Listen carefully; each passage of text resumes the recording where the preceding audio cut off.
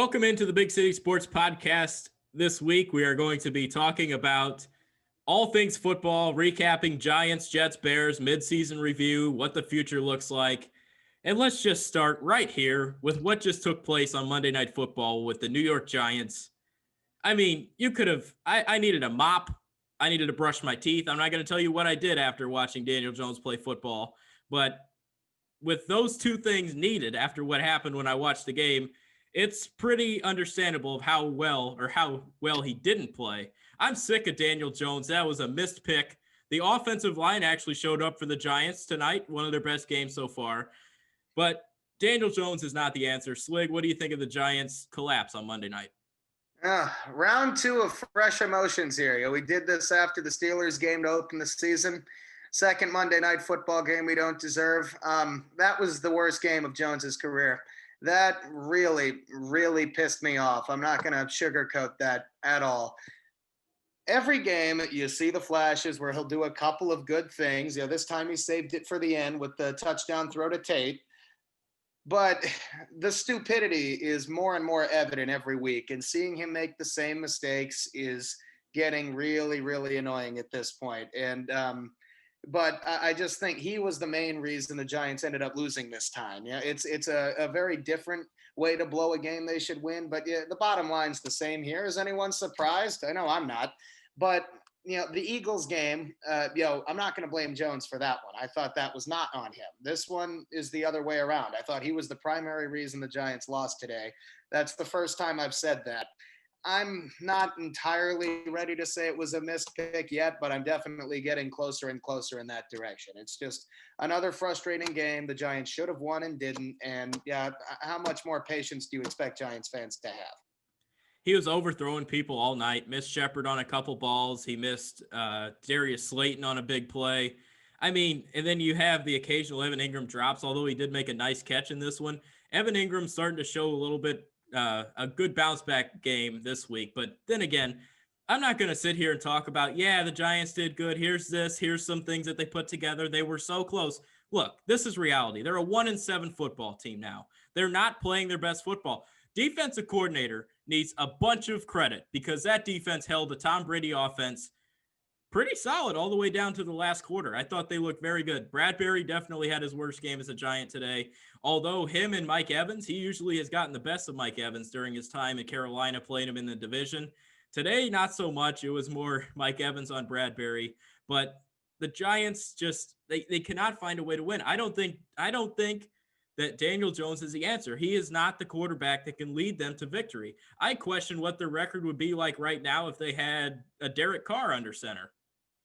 If they had somebody with a just moderate football IQ, they'd be 4-4 at worst right now. And that's the most frustrating part.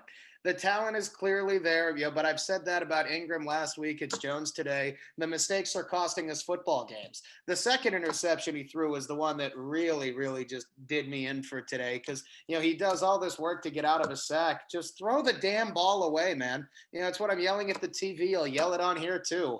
But it's just the same mistakes. I do want to go back. I agree. I think Patrick Graham, the defensive coordinator, for the most part, deserves a lot of credit. I've said that on almost every episode. I will continue to say it. Every game except the San Francisco game, the Giants have battled, but eventually their spirit is going to be broken and they're going to start getting blown out like the 1-7 team they are. At this point, are we in the Trevor Lawrence sweepstakes?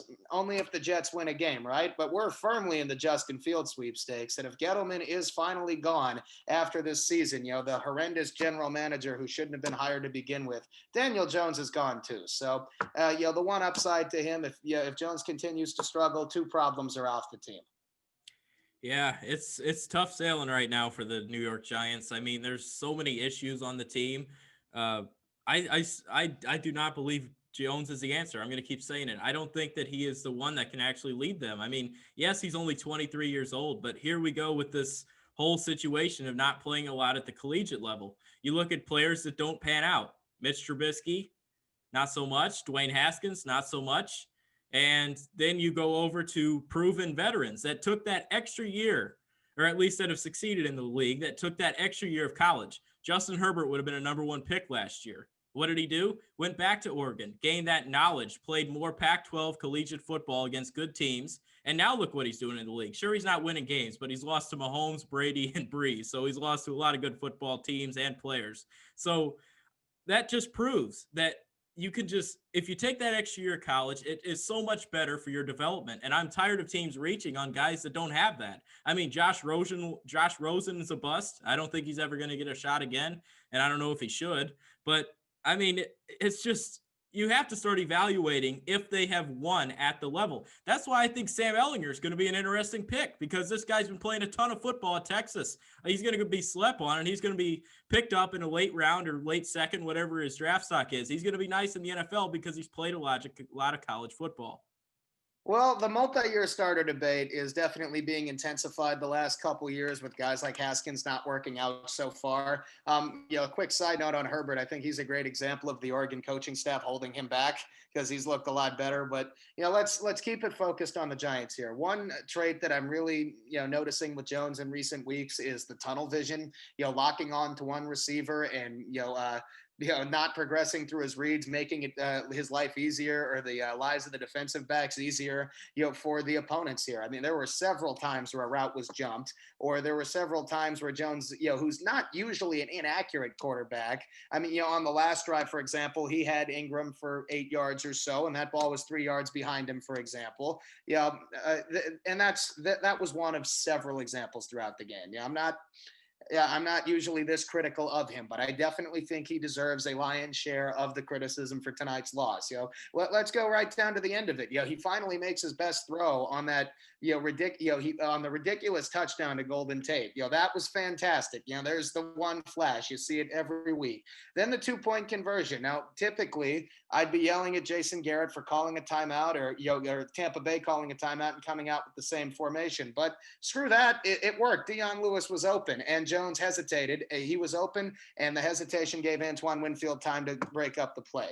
Was it pass interference? Yeah. But are you going to get that call against Tom Brady? No. Let's be realistic here. The Giants weren't getting calls all night, and they're not going to get the benefit of the doubt when they suck so much as it is. But as much as we want to praise Patrick Graham here for having the Giants defense battle in every game except for the 49ers game, right? There is a trend here at the end of the first half or at the end of the fourth quarter that there's always a collapse. There's always a touchdown drive against. That is one thing I want to criticize. Is the personnel a big part of it? Absolutely. But I think there is at least a small amount you can pin on coaching there, because you're seeing it every week, and it eventually is the backbreaker for the Giants. It was huge for the defense to get that stop on Leonard Fournette on 3rd and 1 to actually bottle him up and keep that to a field goal, because that gave him a shot to go down, score the touchdown, and actually come close. So it was a big stand there for the defense, but you're spot on. Every single game, there seems to be a collapse, whether it's in the third or fourth quarter of that defense. It's just, frankly, is not – they're being overworked. They're on the field too much, and then they finally start to tire, and then it goes on. There's a lot of young players on that team, and the more they're out there, the more it's not going to work. So it's just really rough right now, because they're not as hard of a watch as the Bears, I would say. They're a rough watch, but I don't think they're as hard of a watch as the Bears. We'll get into them later. But the Giants, I mean, they're just it's tough. It was really hard to see Jason Pierre-Paul have a nice night as well, former Giant. I can't remember the last time his index finger got him a sack, quoting him from a few years ago, right? But, I mean, the offensive line was better than usual for most of the night, but they started to deteriorate at the end of the game, too. So, I understand that with the very talented Buccaneers defensive front, there are a lot of factors. But, the bottom line here is a lack of talent and a lack of execution, right? On both sides of the ball, it's very frustrating to watch. Up until the Rams game, I think that was week 4. It was easier to take some positives from these games, but each game since then has become more winnable and found a more stupid way to screw it up. And I'm not a patient person to begin with, but it's hard to ask any reasonable person at 1-7 with 3 or 4 losses that shouldn't have happened to keep looking for the silver linings and things. Eventually, that's just going to be counterproductive in terms of building for the future. There are a couple guys I want to spotlight on the defensive side of the ball. I thought Jabril Peppers had his best game as a Giant. On the flip side, we haven't mentioned him a lot as of late. He is very inconsistent, I think, is a fair assessment of him, but I thought he was very good tonight. Leonard Williams, I thought, played very well as well. I don't love the investment into him, or in fact, I hate the investment into him, but he is a very good football player. So is Dalvin Tomlinson, Dexter Lawrence, BJ Hill. There is a clear strongs area on the Giants defense, but a big weakness that was never addressed in the offseason is the Giants do not have a pass rusher that can win a one-on-one battle. Great job beating Washington at the end of last season, dipshits. Otherwise, Chase Young would be on the team right now, at least partially solving that problem. But instead, with Marcus Golden gone, the best pass rusher the Giants have is Kyler Fackrell. He's okay at best, right? He's not going to get the job done. And the one critique I would have of Graham for the most part is I'm noticing a lot of three-man rushes on third and medium to third and long, and there's no pressure on the quarterbacks. And whether they're Tom Brady or Mitch Trubisky, they're eventually going to find somebody open down the field. So that I understand the back seven is far from perfect either, but get some pressure on the quarterbacks because this isn't working either. Exactly. That's well put. I do want to spotlight one name on the offensive side that I thought looked pretty solid in his first start was Lemieux, the left guard. I thought he looked very well as a rookie. And you had Will Hernandez out, so that's the reason he stepped in. He looked really good, especially in the run game. He looked solid. But Thomas was a little inconsistent. I think it might have been one of his best games as a Giant, but then as the game went on, his feet are too wide. He just blow right by him every time. It's comical. Yeah, Thomas has been one of the biggest issues on the team. Now, I'll try. I say this of it. I will try to be patient with him, but I think he's a great example of somebody the Giants could have traded down to get if they were really that desperate. They had their pick of the main offensive tackles in the draft. They choose Thomas, and the other tackles that at the top of the round, and even some of the guys drafted later, like an Austin Jackson, are looking better. So that is not encouraging at all. He looks decent, I guess, in the run game, but while he did technically improve on his last few weeks, he still struggled mightily. There's an old episode of The Fairly Odd Parents where Timmy drowned in a basically flood of all the F's he was going to get from his teacher. And then he said, hey, look, there's a D in here. That game was the D for Andrew Thomas right there. Amidst a sea of F's, I think is a good analysis here. So Shane Lemieux, rookie 5th round pick. I actually did like that one at the time. Yeah, I think in the future he might be a center option as well, because I do think that is an area of need. But, at this point, 5th round pick out of Oregon, a solid offensive lineman. You could do a lot worse. I think he stepped in and did pretty well for Hernandez, all things considered. But if Hernandez does recover and come back, he'll be back on the bench next week. And you had the Giants, I think, to start the year. This is going to be our mid-season analysis, little breakdown of what's going on. I think you had the Giants, was it 5-11 or 4-12? What was your record? I think I said 4-12. 4-12. Are you still hanging true to that? Do you think it's going to be better, worse? And what do you think of the midseason right now? I mean, what do you think I'm going to say at this point? The Giants keep finding ways to lose winnable games. That's not exactly an encouraging trend. And they have a gauntlet coming up with Seattle and Arizona and a couple other tough games closer to the end of the season. If the Giants are going to get to 4 wins, it's going to be in the next couple of weeks when they play Washington or Philadelphia or Cincinnati, in the next 3 games here. That's going to be their window. Other than that, with Baltimore still on the schedule too, good luck. I'm going to go 3-13. 3-13. I actually, to all the listeners out there, me and Swig made a bet about the Vikings winning more games than the Giants. I actually picked the Giants. I'm not feeling confident in that after Dalvin Cook's monster performance on Sunday, but I think the Giants, I think they end up winning 4 games. They finish at 4-12. I think they're spot on with your prediction, if whatever it was, I can't remember. But anyway, 4-12. I know you probably just said it a minute ago, but anyway, 4-12. I think that's what they're going to finish with. I think that's going to be their record. And the midseason assessment right now is they've been in games. They just find a way to lose. It's tough. And I actually want to go back one more thing on Jones. I promise. Now tonight or Monday night when the game was played, Monday Night Football, you looked at exactly the 2 differences between Tom Brady and Daniel Jones. You saw on a 3rd down, Tom Brady had receivers short of the sticks. And what did he do? Nothing was there. He took the sack. Now, obviously, you probably want to throw that ball away, but still, veteran move, doesn't throw something short of the sticks that would have been stopped. Daniel Jones, on the other hand, gets to a 3rd down situation. They play a defense that guards the sticks, and he throws a ball right in the middle of the slot to a Levine Toilolo or a Evan Ingram that doesn't get out to where he can get the first down. You're throwing it to him just for him to be suffocated. You bring out the punter and punt. So that's the difference between Jones and Brady right now. But there's a huge difference between those two. Well, that's one area where Jones really, really needs to improve if he's going to stick around as a starting quarterback in this league. He didn't throw the ball away for the first time until the last drive of the game. Finally threw one away. And while that Monday Night Football crew is really annoying there on a little tangent, but they were correct in saying it was a good quarterback play for him to finally throw one away instead of taking a sack or throwing the ball, right to a defensive player like he did several times on the night. That is one thing that he really needs to work on, is to limit those turnovers. That's been his main Achilles heel since he came into the league, and it hasn't improved. It's actually gotten worse. Not an encouraging sign. Yep. I'm not going to sit here and blame all of the Giants' overall problems on one player or one executive even. If the Giants go back to Jerry Reese, the last GM, before Gettleman took over, his last first-round pick was Evan Ingram when Ryan Ramczyk and TJ Watt were still on the board, for example. There have been a lot of questionable roster building moves made over the last several seasons. It's helped contribute to the Giants' tailspin over the last, most of this decade at this point, right? They have had 2 winning seasons since winning Super Bowl 46, and only one in the last 8 years now, because the Giants are not going to have a winning record this season. Let's be realistic here. So, and it doesn't look like it's going to get better anytime soon either. The Giants still have a ton of pieces they need to fill on both sides of the ball. And realistically, even if they make some good moves over the next couple of seasons, they're at least 3 years away. So you think they're 3 years away?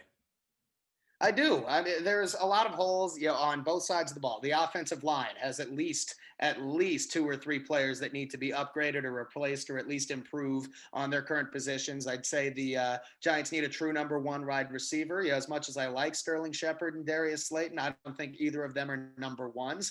Maybe a Kenny Galladay or Allen Robinson in free agency over the offseason could fit. The Giants' running game is talented if Barkley is able to come back, of course, but that's a big if. I like what Wayne Gallman's been doing, and Devontae Freeman's been okay. It did bother me that Alfred Morris got carries tonight. I want to point that out there really quick, too. Gallman comes in, it's a night and day difference. And then on the defensive side of the ball, the Giants have some good interior defensive linemen, but there's no pass rushers. There's not much at linebacker outside of Blake Martinez. The secondary, Bradbury has been good except for the second half of tonight's game.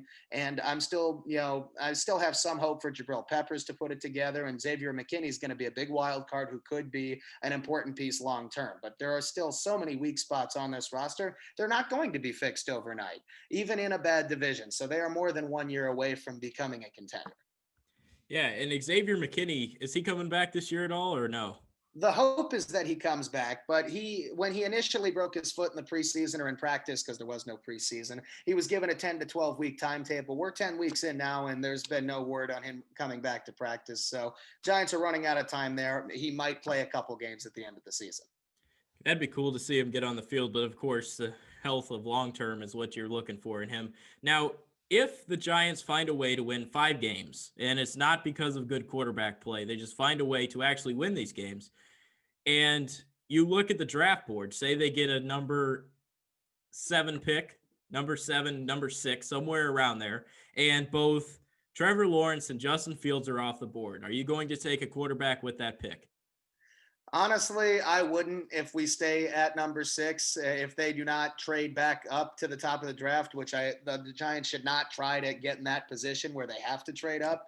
No, I wouldn't. If obviously a lot is going to change before the 2021 draft, but if a guy like Micah Parsons is there on defense, for example, he could fill a big need. Obviously, a lot of this is dependent on, are the Giants going to have the same front office, any of the same coaches? There is a ton of variables to consider between the end of this season and the beginning of next season. But if the Giants stick at number 6, and if the same systems are put in place, Micah Parsons could be a target. A Gregory Rousseau could be a target if he's still there as an edge rusher. If you look offensive side of the ball, if by some miracle Penei Sewell from Oregon, the offensive tackle, is still there, he should be the pick because he could move Thomas to the right side and step in right away. I would not take a quarterback there unless there is a lot that changes with a guy like Trey Lance or Zach Wilson over the next couple of months.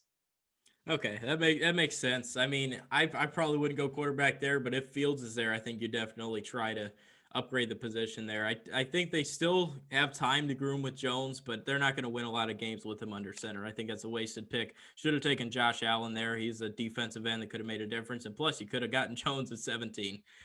Well, absolutely. So, I mean, that goes back to 2018, which was Gettleman's first draft. Saquon Barkley is a great player and a great talent. There's no question about that. But you could absolutely make the argument that Sam Darnold should have been drafted at number 2 there over Barkley. Yeah, and then that allows the Giants to take Josh Allen, the pass rusher, at number 6 in 2019.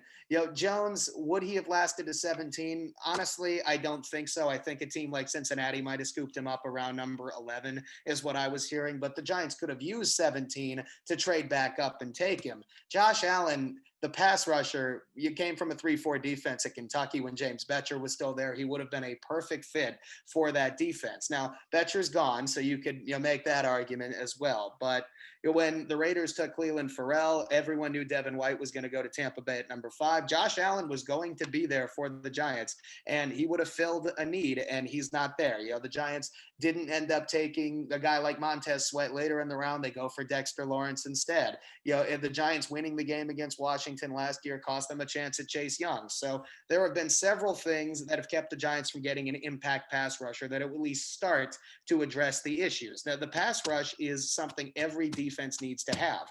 And there's a variety of factors that have contributed, but partially due to their own ineptitude and partially due to bad luck, there is not an impact pass rusher on this roster. And until they get at least one, if not 2 or 3, they're not going to make a big improvement on defense. I think what they're doing now is about as good as they're going to get. Yeah, I think so too. It's gonna be something to watch over these next few years to see how this team develops. But we're gonna switch gears over to the other team in New York. We're gonna talk about the Jets here for a little while. The Jets played the Chiefs on Sunday. If you watched, I'm sorry because it was a whooping. They threw the ball across the yard, and that's basically all they did because the running backs combined for I think 14 touches. So they didn't really run the ball. So I guess maybe the run defense looked pretty good. Quentin Williams is frankly the only bright spot on that defense. I'm trying to be nice here, but the Chiefs just absolutely dominated. You knew nobody could stop Tyreek Hill on that defense, and then of course Patrick Mahomes, the great arm. I mean, he could have closed his eyes and threw for 300 yards against that team. So the Jets they got whooped on Sunday. They did, and that's not really a surprise or even a condemnation of them at that point, right? I mean, the Chiefs are one of the best teams in the league, and almost any team could get blown out on any given day by Kansas City. So, I don't think taking this individual Jets game as a microcosm of their season makes sense. I think their game against Denver is a better representation of who they really are, which is bad.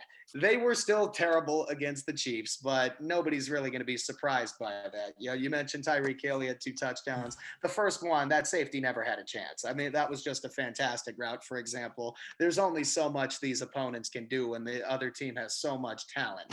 But the Jets are 0-8 now. They play the Patriots in what might actually be a winnable game next week by their standards. But there are so many factors that have gone into them struggling on both sides of the ball. The 2 main bright spots are Mekhi Becton on offense and Quinnen Williams on defense. I thought he had the best game of his young career. He played very well and was very disruptive. But the Jets are even further away than the Giants right now from contending, and that's saying something. They're battling to be the worst team in New York and also the worst team in the NFL. And if the Jets continue on this path, they'll have the number 1 pick locked up. And that's actually good news that the 2 players that are producing were the 2 first round picks the last 2 years. I mean, you could see there's a lot of first round picks that don't produce, but then again, if you're picking where the Jets are every year, you should be able to hit on some of those. But anyway, the Jets, there's a lot to look at here. Obviously, they're probably going to go with a quarterback in the draft, whether it's Trevor Lawrence. The Jets fans hope because he would absolutely change that franchise a little bit. I mean, he probably still needs some help around him because you see what Darnold's doing right now. But Sam Darnold I don't think he's the answer there. I'm going to be honest. All of our teams, Giants, Jets, Bears, there's no long-term answer at the quarterback position. There's none at all. Now, Sam Darnold, I don't think he's the answer. Adam Gase will not be here. I mean, if he is, then the Jets have more issues than we can think. But that whole entire coaching staff's going to be wiped. The entire team's going to be wiped. I mean, it's just going to be bring in the Clorox and just wipe this whole team down, get them out of there. So just a complete rebuild and complete teardown. Well, there's a lot to talk about. Let's stay within the last, let's say, 5, 6, 7 years in that area for why the Jets have gotten to this point. But we'll start a little bit more recent with Sam Darnold. So one of the pieces of feedback I got, from last week's episode where we criticized Darnold a lot was now I think he deserved more last week because he did really struggle. He kind of had his Jones game tonight last week, but I don't think blaming most of the Jets games on him is really fair. But one of the pieces of feedback I got is while Darnold is imperfect and possibly regressing, we're seeing some bad tendencies from him.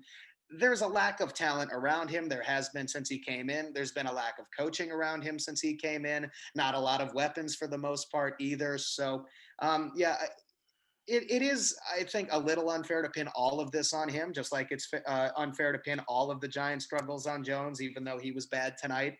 But the comparison I wanted to make, let's go back to that 2018 draft and the quarterbacks taken at the top of the round. So Darnold went number 3, right? The other options that the Jets could have chosen from over, if Baker Mayfield didn't go number 1 to Cleveland, he would have been an option.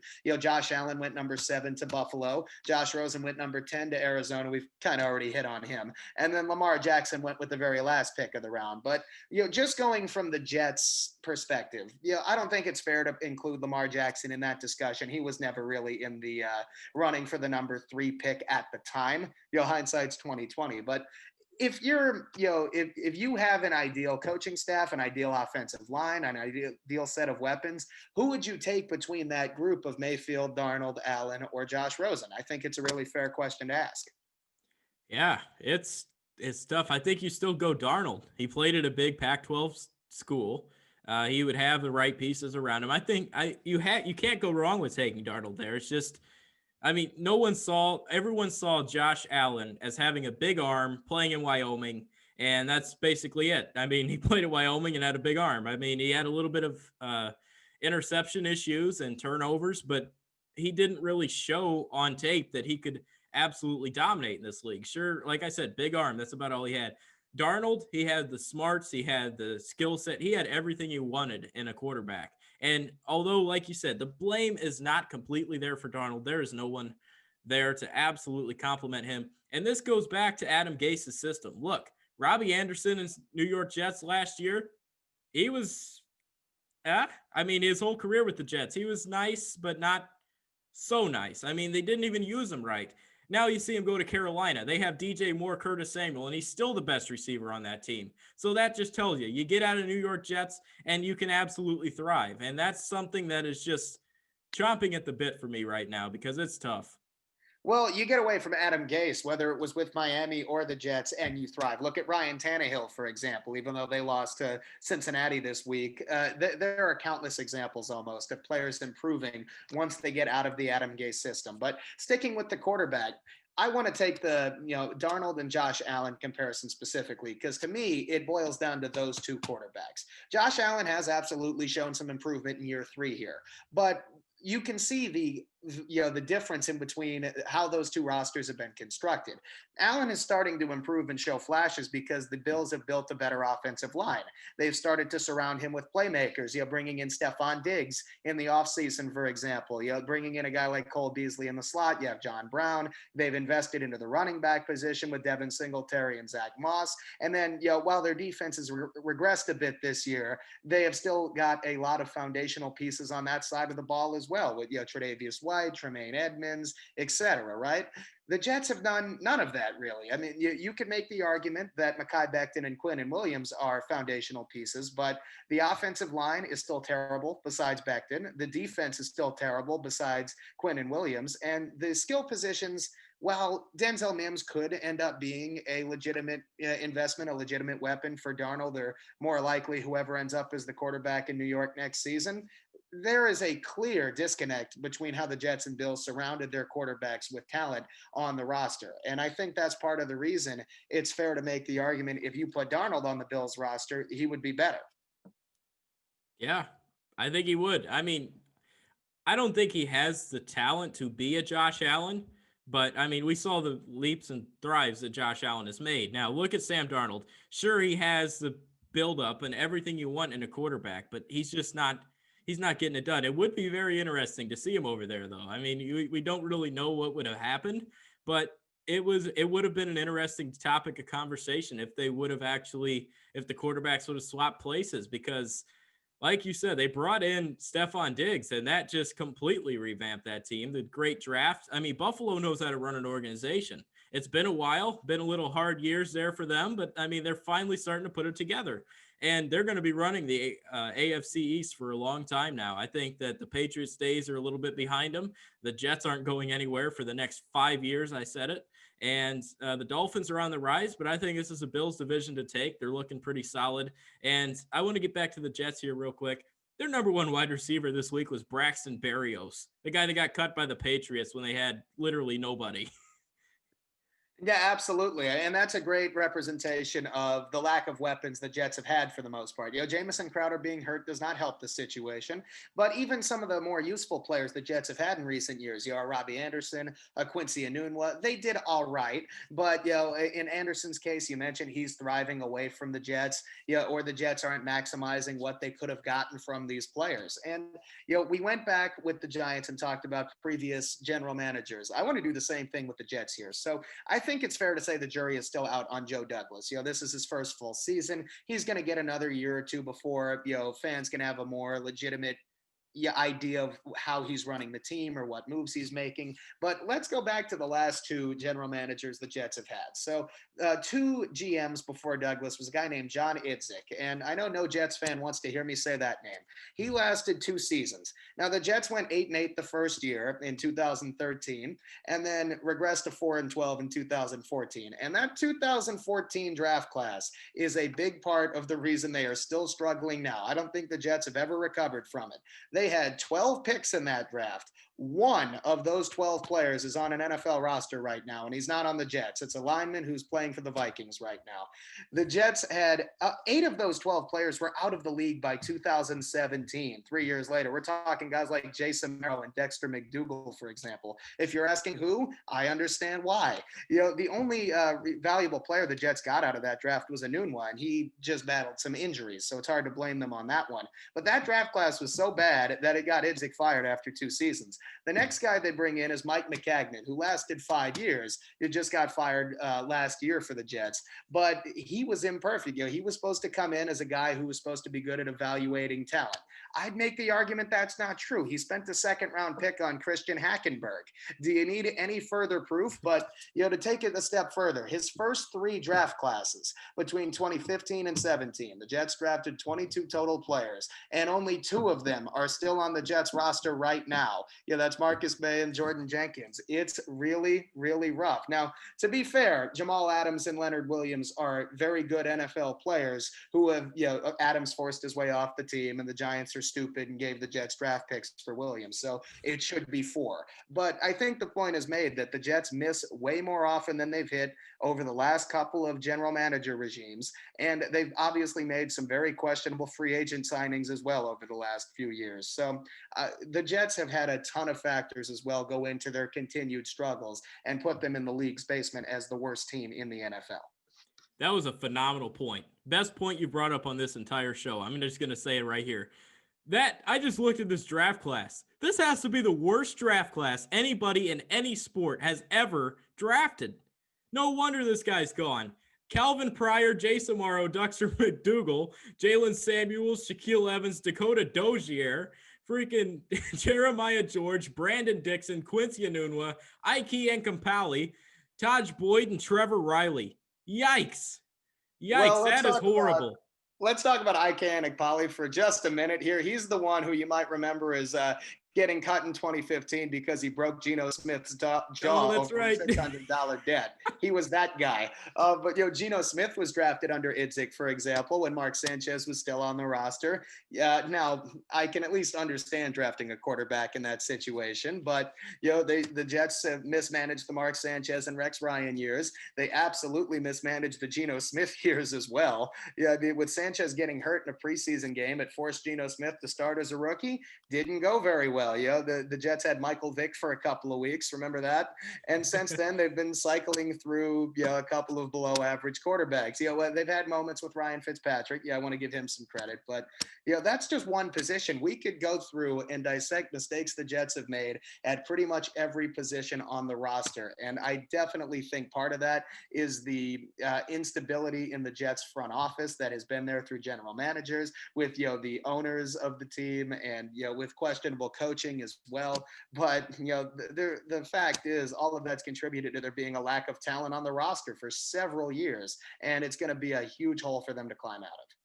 There's been one team that the New York Jets have been fun to watch as, and the only fun team that I thought they had. Like, as a Jets fan, you watch them and they're not going to win because they're the Jets. But look, they had some fun players on that team. Ryan Fitzpatrick, Brandon Marshall, Eric Decker, Chris Ivory. That was the team that was actually, that's fun. I mean, Ryan Fitzpatrick is a quarterback that upsets teams. He just does. I mean, he can win on any given Sunday. That's where the phrase comes from. And Ryan Fitzpatrick, I mean, he's phenomenal. He gets 100 or whatever it was on the witness test. This guy is just, he is smart, a Harvard grad. He's everything you want. I mean, the beard in New York was awesome. My favorite game that year was when they beat the Colts on Monday Night Football. Dwayne Allen had a big game with Andrew Luck. But anyway, that was the funnest time of the New York Jets over the last 10 years. In recent years, that was the best for the Jets. They peaked at a 10-6 season in 2017, but that's pretty much it. Other than that, it's been 4-12 and 5-11 seasons. And if you want to hear a really depressing stat, as horrible as Idzik in that draft class was, him and McCagnon finished with the same winning percentage of 375 in their 10 years in New York. So they both deserve a lot of criticism. Joe Douglas, if the Jets do go 0-16, or if they win a couple of games, it's not fair to put all of this on him. He inherited a horrible situation. But the Jets, for the most part, up until about 2 years ago, at least had a decent defense. But there have been a lot of misses there, too. D. Milner was drafted 9th overall, for example, didn't work out. Idzik came in and traded Darrelle Revis. You can make arguments on that. There have been, questionable personnel decisions. Darren Lee from Ohio State was a first-round pick in 2016, I believe it was, for example. He's somebody who did not work out. Leonard Williams has been a good NFL player. He didn't quite live up to the expectations that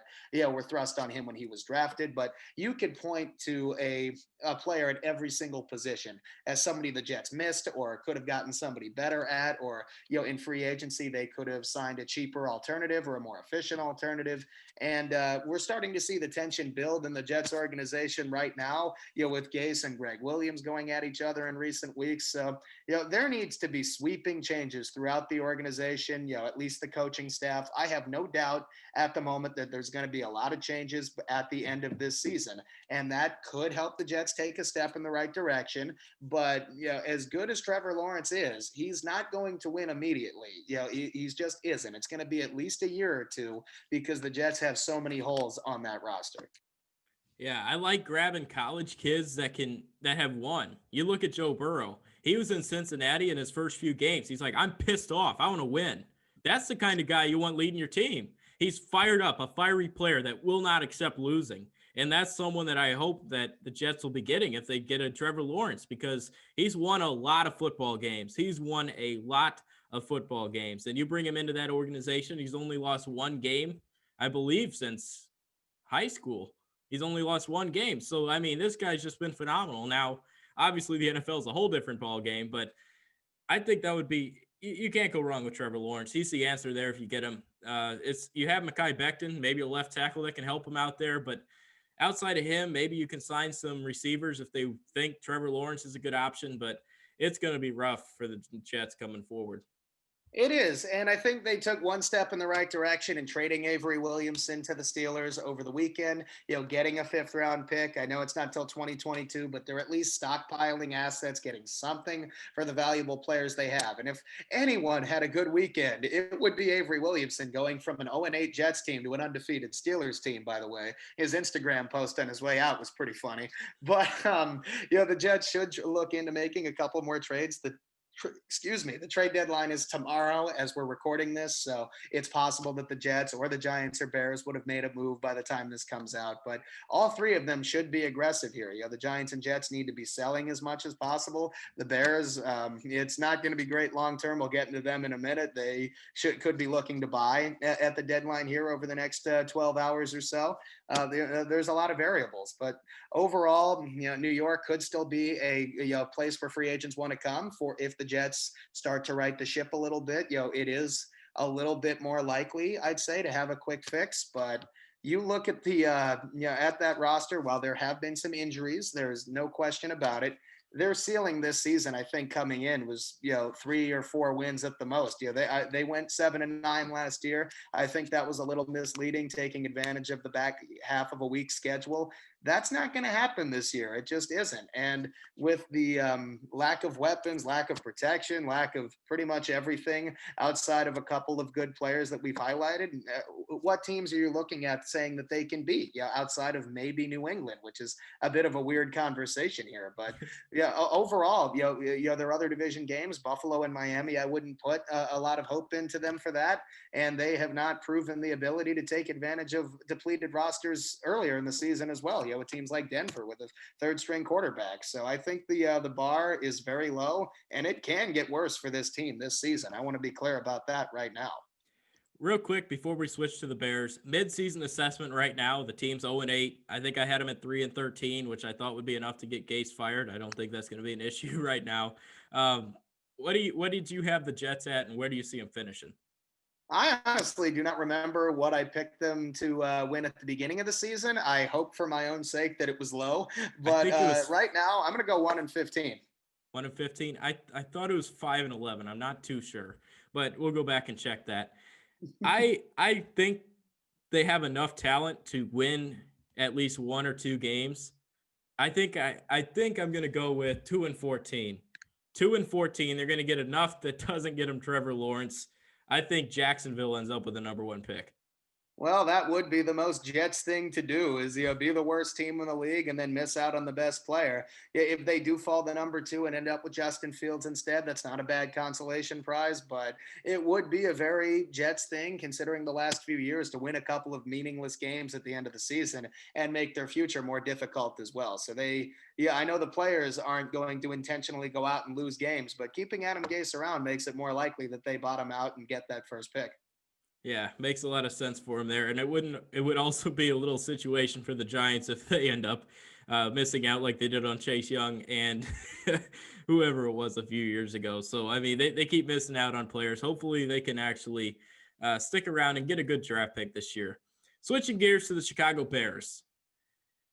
Whew. Do I want to do it? Do I want to switch gears to the Chicago Bears? First of all, Javon Wims. What are you doing, man? What are you doing? The play happened a long time ago. You got poked in the eye. Yeah, so what? You're not making enough money to afford a fine right there. You're not going to see the field anymore. Who cares if it's Riley Ridley or Javon Wims that's on the game day roster? No one cares because they haven't produced. So, Javon Wims, you're an idiot. We're going to move on to what led to the Bears' collapse. Is not looking great. I mean, we all thought that he has no athletic ability.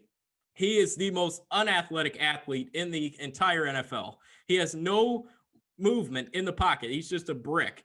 Now, it's tough to assess here. The offensive line's bad, lack of weapons, play calling has been horrible. It's just a complete disaster.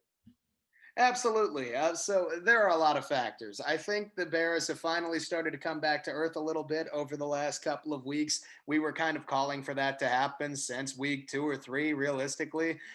Nick Foles, we'll start with the quarterback play, obviously the most important position on the field.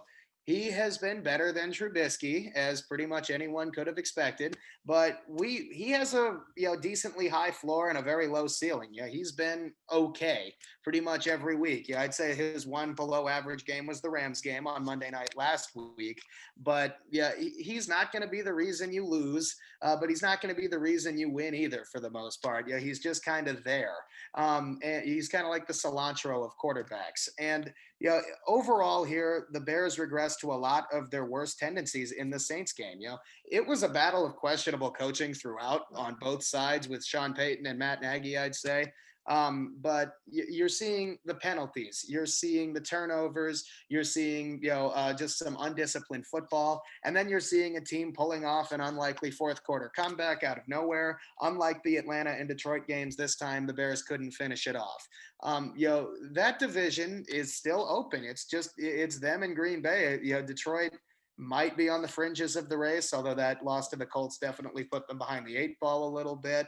But you're seeing so many of the same issues. Questionable play calling, for the most part, a very bland lack of explosiveness on offense, and a defense that can only get them so far. Yeah, and it was definitely Jimmy Graham's worst game. I thought he was still playing for the Saints when they played the other day. So I thought that Jimmy Graham looked pretty porous, and then Cole Kmet had the fumble, which was pretty bad. So he was a second-round pick. I still like him long-term, but it's there's so much to assess here.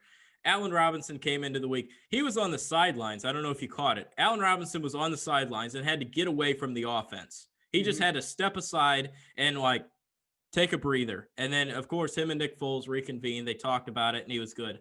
But it's tough. It feels like it's hard to watch. It's cringy to watch this Bears team because you just know what's going to happen. I will point out, David Montgomery had his best game of a Chicago Bear. He ran the ball really well. He looked feisty. I think he was pissed off. He has no room week in and week out. He had a hole so big he didn't know what to do. The dude slowed down and tripped before he got it to the end zone. He's like, what do I do? I haven't seen a hole this big since I got to Chicago. Yeah, he did have his best game. There were a couple of runs where him going through, running through the line was like throwing a hot dog down a hallway, which is, unlike what you'll usually see in Chicago. Forgive me for that reference, but all jokes aside, I thought he played very well. Can you blame Robinson for wanting to get away from the rest of that offense? I know I don't. I mean, we all know Allen Robinson's gone after the 2020 season here. He's a free agent. He's not going to stay in Chicago. There's no question in my mind. And why would he want to? He wants to go somewhere, with a basic level of competence on offense. And frankly, I'm just not seeing that. Matt Nagy, I still think deserves a lot of criticism. The play calling is yet again questionable. There was one drive in the second quarter where they scored an 80-yard touchdown drive on 4 plays.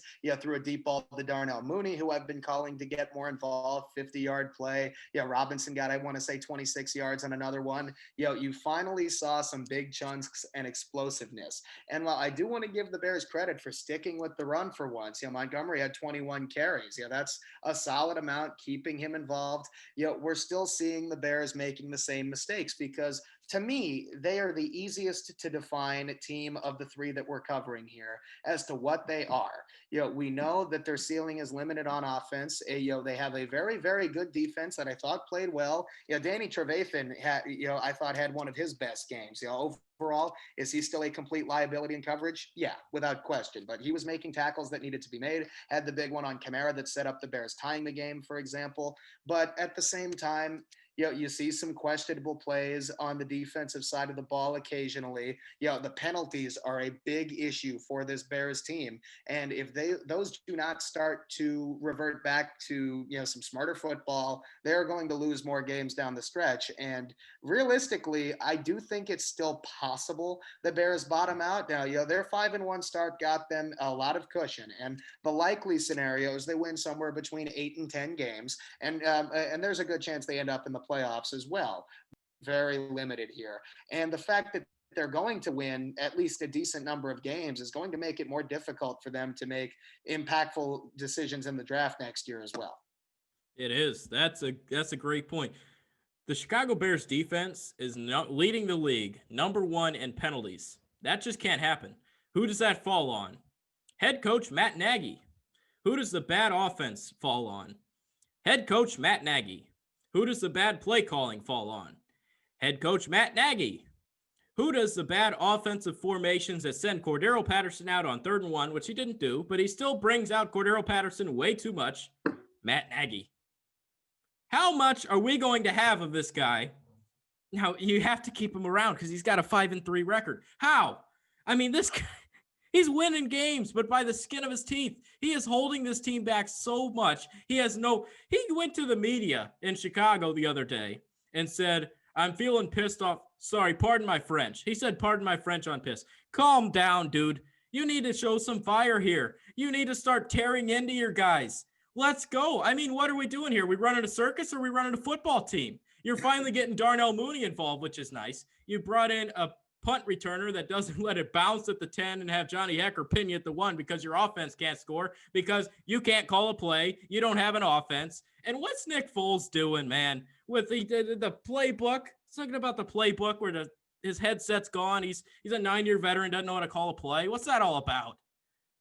No, absolutely. I do think a lot of that criticism is deserved and justified. Yeah, I think the play calling is the easiest one to harp on. He absolutely is responsible for that. But, one of the other pieces of feedback I got from the last episode is, while he is far from perfect, let's talk about the Bears front office. So we've dove deep into the Giants and Jets front offices. We need to do the same with the Bears. They have had the same GM this is Ryan Pace's 6th season, which is, longer than Gettleman or Douglas have been around for the Giants and Jets. Ryan Pace is a mixed bag, let's say. It is very fair to say that there hasn't been great offensive line play for the Bears either. There haven't been a lot of great weapons for the Bears. There have absolutely been some draft hits. Eddie Jackson being a 4th-round pick, for example, it has been fantastic. But there have been some questionable moves every offseason in free agency, questionable roster building moves, and Pace sits through the first 3 years as his GM with John Fox, an ugly era, a name we haven't really mentioned yet on this show. But, those years have still led into some of the struggles. 2017, the most infamous move is obviously trading up for Mitch Trubisky. That did not work out. There's the understatement of the episode. But they have had other misses as well. His first draft, the Bears tried it to address their skill position needs and took Kevin White, the wide receiver out of West Virginia. Obviously injuries played part of it for him, but he did not work out. And a guy like Amari Cooper, who went 3 picks earlier, he has made a much bigger impact in his career. On the defensive side of the ball, let's start a little bit more recent here. There were so many weird choices made in the offseason. Some have worked out better than others, but trading for Nick Foles instead of signing Andy Dalton or Cam Newton in free agency, I think, is a fair thing to debate there. Are you really going to be any better or worse off with one of those two guys? Honestly, I don't think so. And you wasted an asset to do it, because Nick Foles isn't the long-term solution here. And then one that I really don't think gets enough attention is letting Leonard Floyd go to sign Robert Quinn. Robert Quinn has had one impactful game as a Chicago Bear, and Leonard Floyd has been a significantly better player in Tennessee. So I think it's a very questionable approach to roster building. There have been some hits, but basically ignoring the offensive line and ignoring the skill position players, there's a lot of same issues that the Jets have had. And a little side note is Ryan Pace turned down the Jets general manager job to take the job in Chicago. And how are Bears fans feeling about that right now? I'm telling you, Ryan Pace he should be getting all this criticism. He doesn't know how to evaluate the quarterback position. I'm going to disagree with you on Nick Foles, though. Although I do think that he is not the long-term answer. I think everybody that has 2 eyes and a heartbeat think that he is not the long-term answer. But just think about it. Nick Foles is a Chicago Bears quarterback. He was a Chicago Bears quarterback before he knew it.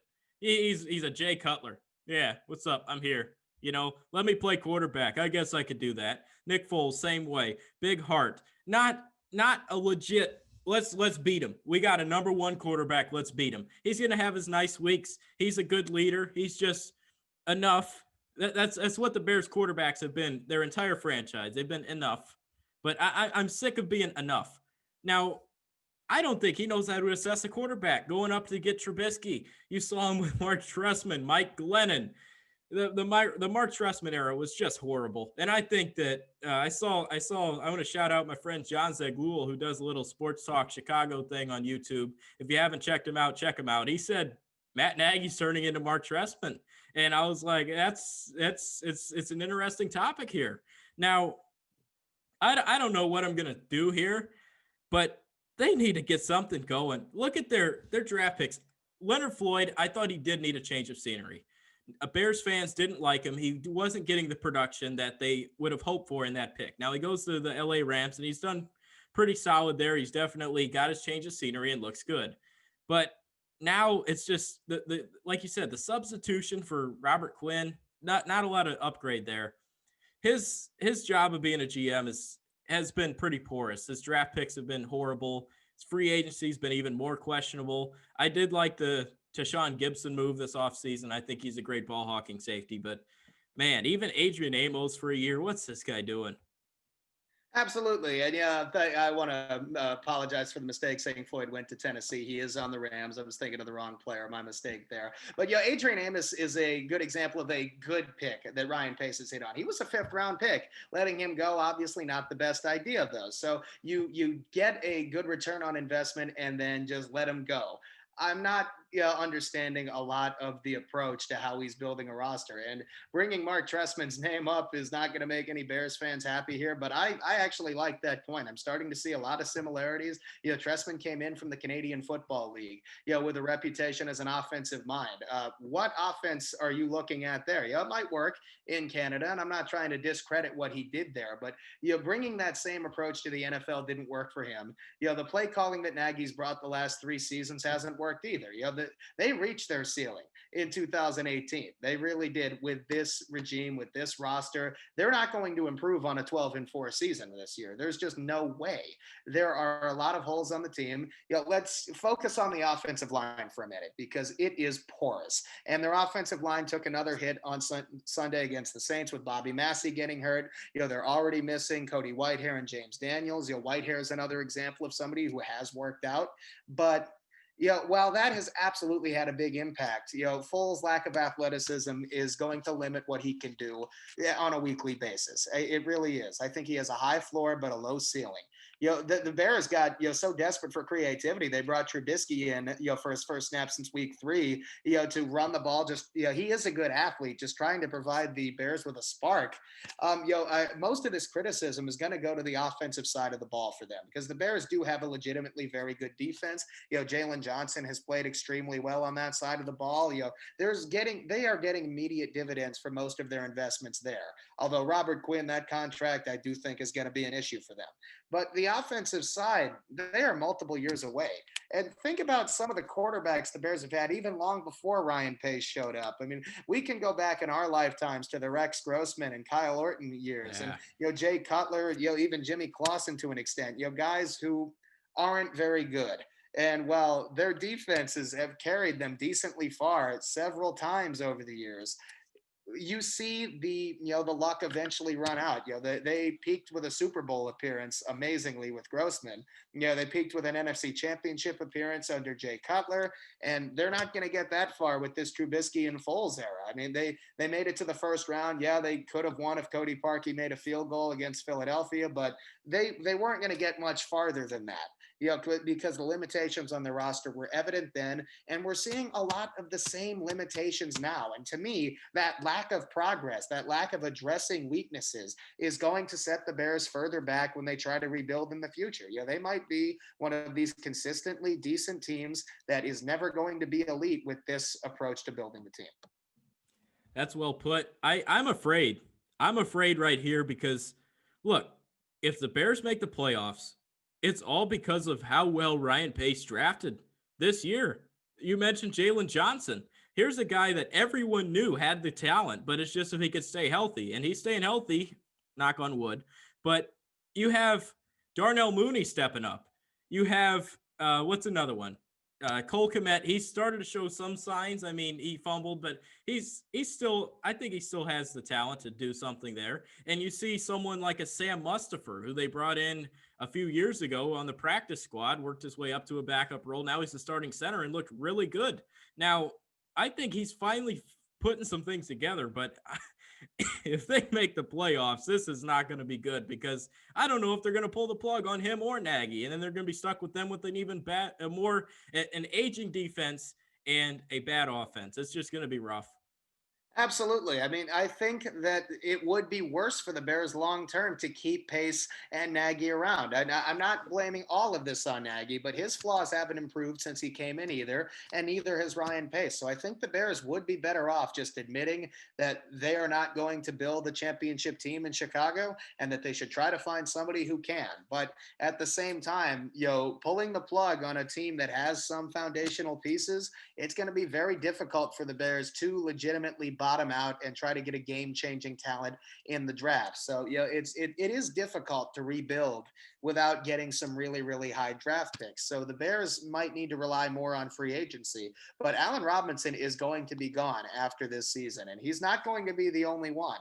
Yeah, he can't possibly be the only one frustrated with the mismanagement in the front office and in the coaching staff in Chicago. And while we agree that quarterback is going to be a need, we agree that the offensive line is going to be a need, and we also agree that the defense is not going to be this good forever, and not everyone is going to stick around. Maybe Eddie Goldman comes back next year and makes an impact. Sure, it's possible, but they're only going to have so much money when these contracts run out for a guy like Akeem Hicks or Eddie Jackson, who doesn't have a fifth-year option on his contract, for example. I believe he's a free agent after this season as well. This is his fourth year. So, he could look for big money elsewhere, and he will get it from somebody if the Bears don't want to fork it up. So, going forward, I think it would be wise for the Bears to look themselves in the mirror here and say that we have, some talented pieces, but there's no way they're going to get maximized, or the Bears are going to make a deep playoff run with the same, flawed personnel in charge. If they come to that realization sooner rather than later, they might be able to milk something out of this core. If they don't, they might make the playoffs. They might even win a playoff game. They are not getting to a Super Bowl. I like that you brought up Allen Robinson one more time. You got to look at this guy. He's the best bad ball catcher in the league, the most underrated wide receiver in the league. He has big, talented physical skills, runs like a Giselle. He is just an awesome wide receiver. He is a top 10 wide receiver and maybe even top five. I'm insane for saying that. But look, who are his quarterbacks? Blake Bortles, Nick Foles, Mitch Trubisky. I don't know if it was Chad Henne for a little while. Look, this guy has not had a quarterback. He's going to be the day that the Bears get eliminated, because they're not going to win anything big. Well, the day they get eliminated, he's going to grab a sticks, throw up the for sale sign, and get out, because he's gone. He's going to someone that will pay him, that has a good quarterback, and it might be the Green Bay Packers. Mm.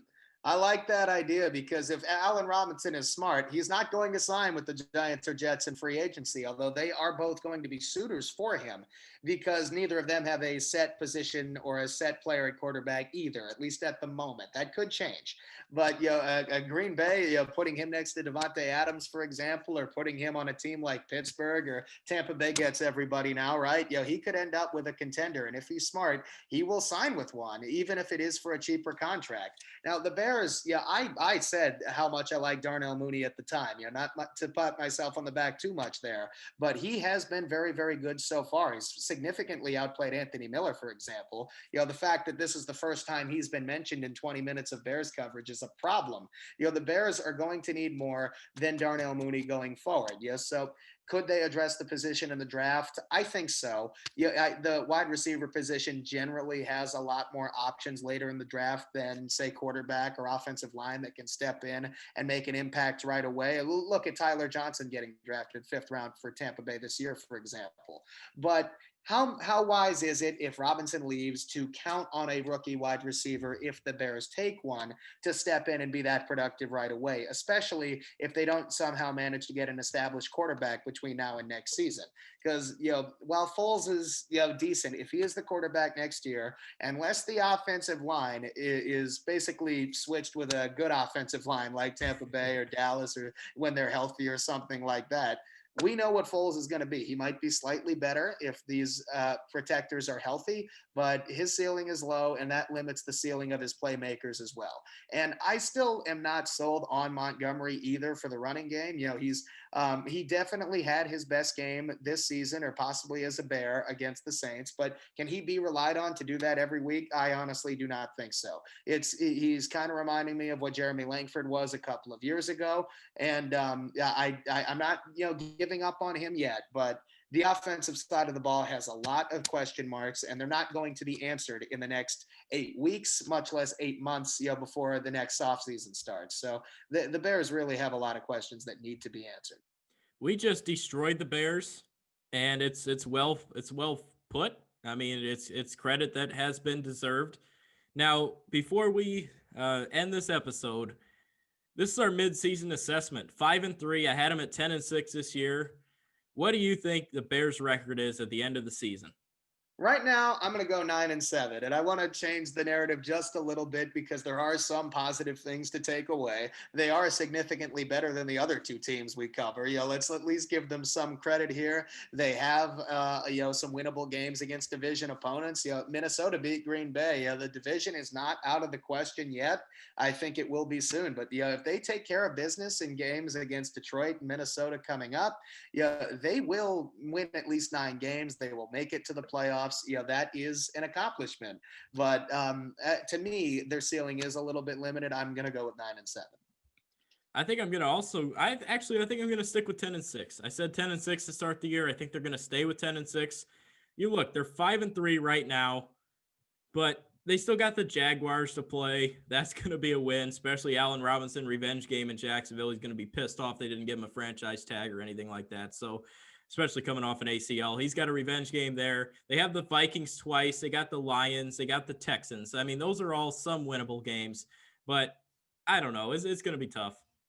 I do think so, but there is one more point I want to bring up. We glossed over it. Have a little fun here. Let's talk about Javon Wims really quick. He was going after Chauncey Gardner-Johnson, which is the same guy Michael Thomas on the Saints got suspended against, because of the fight in practice with a teammate. So I'm wondering what CGJ is doing that's pissing everybody off so much. But at least Wims was showing some misguided fight on that play. But it definitely gave me Andrew Bynum elbowing JJ Barea vibes in the playoffs, a few years ago. Because just looking at that out of context, what was he so angry about? But at least he's showing some emotion and some spark because we're not seeing a lot of that on the offensive side of the ball. Yeah, and after he did that, it seemed like the offense really started to click. I mean, not like he should have because he probably got himself cut. He did get fined and suspended. So, I mean, he hasn't been cut yet, but he could be on his way out. Maybe he saw that as an opportunity to spark everyone up, a self-sacrificial thing. Well, that would be one way to get yourself off the team. But the fact that he got suspended and John Bostic didn't, that we can definitely talk about that as well with his hit. But at least he's sparking the team, and at least you see somebody stand up for your teammate in that situation. So hopefully that can develop some camaraderie going forward. Absolutely. That's going to wrap it up for us today. I hope you guys enjoyed it. Stay tuned. Check us out on Twitter, Big City Sports PD for podcasts. Make sure we're going to start doing a question of the week. Question of the week. Check our polls on Twitter. We're going to pop it in there. But I hope you guys enjoyed it. Like I said, please click subscribe and comment below. We'll start answering your question with some more fan engagement because that's what we're here for. We're here to help you guys out. So we'll see you next time.